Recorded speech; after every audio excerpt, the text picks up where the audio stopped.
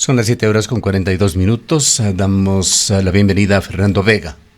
Él es activista medioambiental, es parte del Cabildo por el Agua y de otras organizaciones.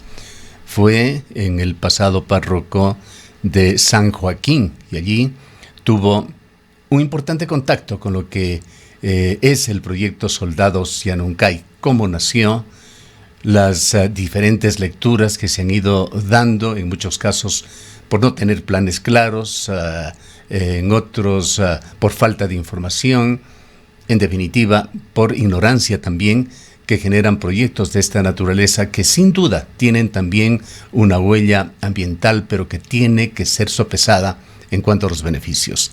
Quisiéramos concentrarnos, Fernando, en esta mañana sobre este proyecto que la naturaleza se ha encargado de recordarnos en esta semana. Muy buenos días, Gustavo, y a toda la audiencia.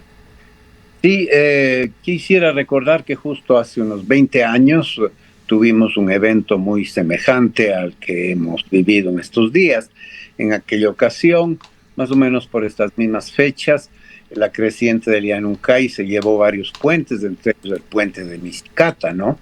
Hoy volvemos a vivir esta situación que se agrava, podemos decir, en el contexto de que el biocorredor del Yanuncay, que fue una idea construida con la comunidad de San Joaquín para proteger y potenciar la cuenca del Yanuncay, pues hoy ha crecido enormemente.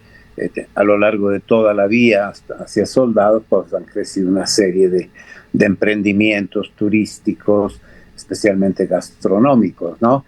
Y entonces, evidentemente, la amenaza del río sobre toda esta infraestructura ya económica, social, pues es más grave todavía, ¿no? Sí, debo aclarar que en este tema, pues, siempre he hablado yo a título personal, no, por ejemplo, no como vocero o miembro del Cabildo del Agua, porque en el Cabildo del Agua no hemos discutido este problema a fondo y habíamos acordado que por lo mismo no podría haber un pronunciamiento oficial del Cabildo, Dicho ¿no? sea de paso, conocemos que hay ciertas discrepancias sobre esto que tienen que ser realmente discutidas en una mesa muy abierta, con los objetivos positivos que siempre tiene el Cabildo por el agua por delante.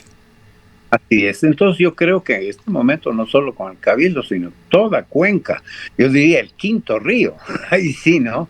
Porque el quinto río no es propiedad del Cabildo, es de Cuenca. El quinto río debe discutir ¿no?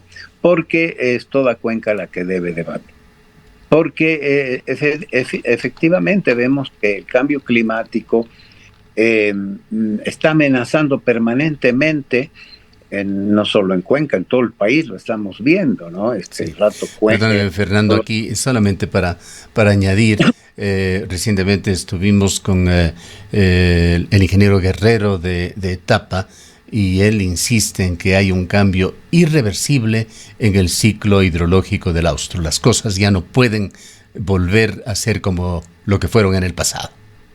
Así es, entonces una reacción inteligente, planificada a este cambio de la naturaleza, debe ir en la dirección precisamente de minimizar los impactos de este cambio y aprovechar las ventajas que nos puede ofrecer, porque todo cambio siempre tiene esa doble arista, ¿no? De amenazas y oportunidades. Y me parece a mí que mirando el crecimiento de Cuenca, mirando también todo el complejo, toda la situación de los páramos mismo, ¿no?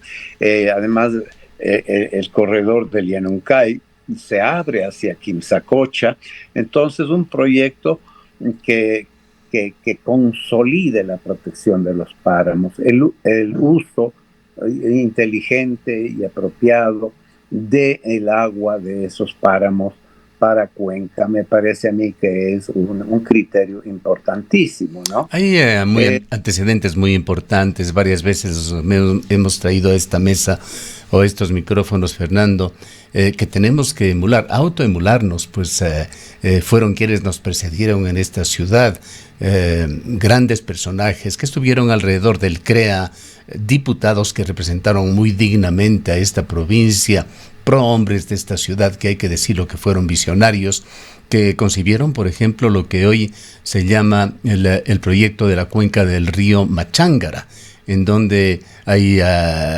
estas o similares represas a las que se pretenden construir, y existe sobre todo ese control con alta tecnología de caudal ecológico y caudales para producción de energía eléctrica, caudal para el agua potable, pues desde allá, no desde las otras plantas, se aprovisiona a la ciudad de Cuenca la mitad del agua potable que bebemos los cuencanos.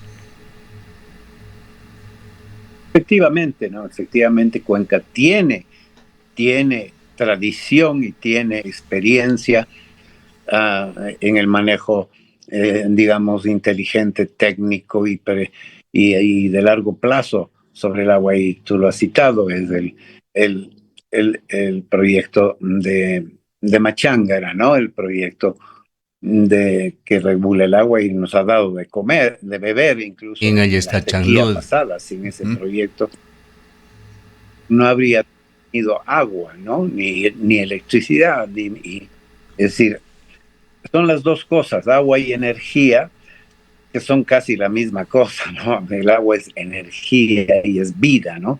Yo creo que bajo influí un poco en el Egaustro cuando se hizo la propaganda aquella, la definición de esta idea, agua y energía para la vida, ¿no?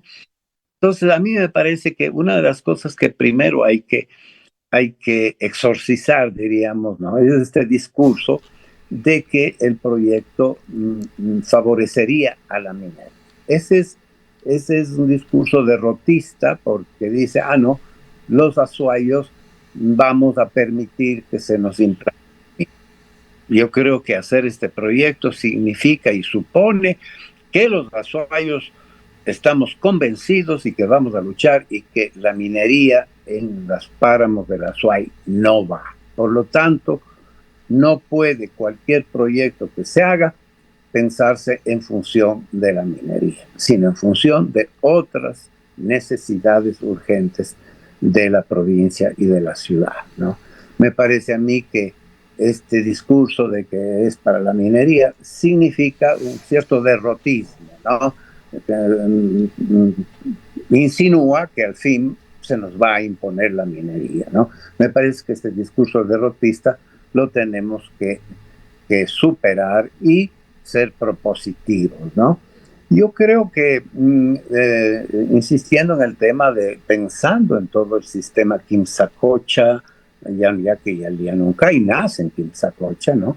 Precisamente un mejor control también de los páramos, que en este momento justo en todos los páramos hay una verdadera, yo diría, una ibris, ¿no? Por posesionarse de terrenos, y creo que hay que apoyar la idea de que en torno de estos proyectos pues hay que ir constituyendo un patrimonio común, ¿no? No de propietarios individuales principalmente, sino de una propiedad comunitaria, ¿no? Que sea manejada de manera muy exigente, con parámetros y controles muy importantes, ¿no? Creo yo entonces que ese proyecto podría garantizar, como ya se ha dicho, un aporte de energía al sistema eléctrico que necesita ser fortalecido, precisamente según los manuales que yo he visto sobre energía hidráulica y sustentabilidad, son precisamente las pequeñas plantas de energía en alturas las que menos impacto producen, ¿no es cierto?, en el tema de Fernando, más allá sustentabilidad. de los Entonces, me costos parece a mí económicos de este proyecto, de las dificultades de financiarlo, estas aparentemente estarían solventadas, por lo menos en muy buen camino, con créditos que existirían para ejecutarlo. Pero hay un problema mayúsculo que es la resistencia social. Si uno camina o realiza un recorrido por la vía Cuenca, Barabón, Soldados, está llena de letreros de la población, no al proyecto, no a la minería, esa asociación con la minería que hace mucho daño. Si fuese así, ni siquiera estaríamos hablando en este espacio de este tema. ¿Cómo trabajar con la población? Son, hasta donde recordamos, más de 20 años de varios procesos de socialización que se ha intentado hacer con este proyecto y hasta el momento no se ha logrado moldear, cambiar esta visión, sobre todo de quienes habitan en las márgenes del Llanuncay, en este corredor. Voy a poner un ejemplo. Mire usted, en este momento en que América Latina necesitaría unirse para hacerle frente al imperialismo norteamericano, todos estamos totalmente divididos o arrollados ante el poder, ¿no es cierto?, del señor Trump, en vez de formar una América Latina unida. Pero esto lo mismo pasa también con los microterritorios, ¿no? Frente a un gobierno que adquiere, digamos, a los gobiernos que han sido siempre promineros y que adquieren cada vez más un tinte autoritario, la mejor solución es la unidad total de la población y sus instituciones. A mí me parece que hay que trabajar mucho en recuperar la confianza entre las poblaciones, las organizaciones más de menor grado y el municipio o otras instituciones que trabajan en la zona, como puede ser el propio Elegaustro, ¿no? Me parece que hay experiencias en el pasado que han generado heridas. Por ejemplo, el mismo proyecto Sustas, recuerdo cuando se hizo el proyecto Sustas, las ofertas del municipio no se cumplieron a cabalidad con la comunidad, etc. Entonces, todas estas cosas generan resentimientos, desconfianzas, ¿no? Me parece a mí que hay que trabajar mucho en este sentido. Es decir, predisponernos en primer lugar al diálogo, a la conversación, no a la confrontación y a la exclusión. Habrían temas que se podían discutir. Por ejemplo, yo he conversado con ingenieros eléctricos, amigos, que dicen que quizá se podría discutir, por ejemplo, si el alto de la presa y el tamaño de la presa está correctamente diseñado o está sobredimensionado. Bueno, son temas que se pueden debatir en los espacios en los que se deben debatir. Por ejemplo, el diseño del proyecto podría debatirse con altura en los espacios técnicos, etc. Los problemas sociales deben debatirse en los espacios de diálogo entre la comunidad y las instituciones, dejando de lado